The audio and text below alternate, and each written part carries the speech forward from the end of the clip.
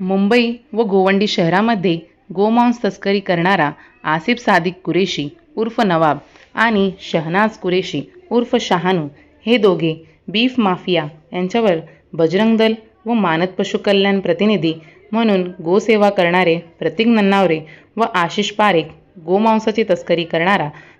आसिफ सादिक कुरेशी उर्फ नवाब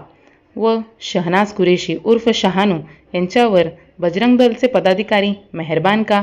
असा प्रश्न तुम्हाला पण उपस्थित झाला असेल. कारण का गोमांसाचा तस्करी करणारा आसिफ सादिक कुरेशी उर्फ नवाब, शहनाज कुरेशी उर्फ शहानू हे दोघे बीफ माफिया दररोज 7 ते 8 गाड्या विक्री करण्यासाठी गोवंडी व मुंबईमध्ये घेऊन येतात आणि बजरंग दल व मानद पशुकल्याण प्रतिनिधी म्हणून गोसेवा करणारे प्रतीक नन्नावरे व आशिष पारेख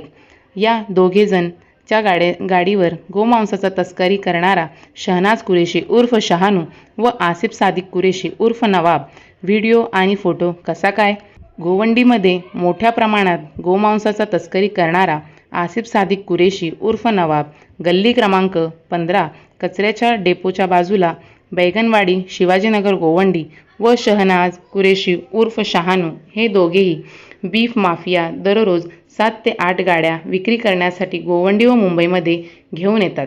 तसेच स्वघोषित बजरंग दल व मानद पशुकल्याण प्रतिनिधी म्हणून गोसेवा करणारे प्रतीक नन्नावरे व आशिष पारेख हे दोघेजण नाशिक व मुंबई महामार्गावरून व पुणे व मुंबई महामार्गावरून गोमांसाची तस्करी करणाऱ्या आसिफ सादिक कुरेशी उर्फ नवाब व शहनाज कुरेशी उर्फ शहानू यांच्या वाहनांवर कारवाई करत नाही.